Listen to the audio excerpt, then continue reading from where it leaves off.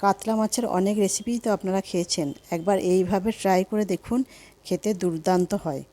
প্রথমে কাতলা মাছগুলোকে ভালো করে ধুয়ে নিয়ে লবণ, হলুদ আর সর্ষের তেল দিয়ে মাখিয়ে 10 মিনিটের জন্য রেখে দেব। এদিকে একটা পেস্ট তৈরি করে নেব। একটা মিক্সিং জারের মধ্যে নিয়ে নিয়েছি গোটা জিরে, ধনে, কালো সর্ষে, গোলমরিচ, আদা, রসুন, পেঁয়াজ আর লঙ্কা। এদিকে কড়াইয়ে সর্ষের তেল দিয়ে আমি মাছগুলোকে দুবারে ভালোভাবে ভেজে নিয়েছি।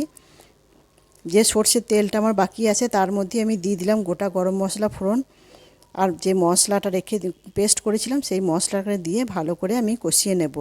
দিয়ে দিয়েছি একটু হলুদ গুঁড়ো, একটু লঙ্কার গুঁড়ো আর স্বাদ মতো লবণ। যখন মশলা থেকে তেল ছেড়ে আসবে তখন আমি এখানে জল দিয়ে দিয়েছি।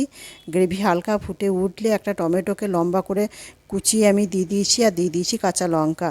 যখন গ্রেভিটা ভালোভাবে ফুটে যাবে তখন আমি এখানে ভেজে রাখা মাছগুলো দিয়ে 5 মিনিট মতো আরও ফুটিয়েছি, আর ওপর থেকে ছড়িয়ে নিয়েছি কাসুরি মেথি আর ধনেপাতা কুচি। ব্যাস, আমার রেডি হয়ে গেল দারুণ স্বাদের কাতলা মাছের কালিয়া। কেমন হয়েছে জানাবেন।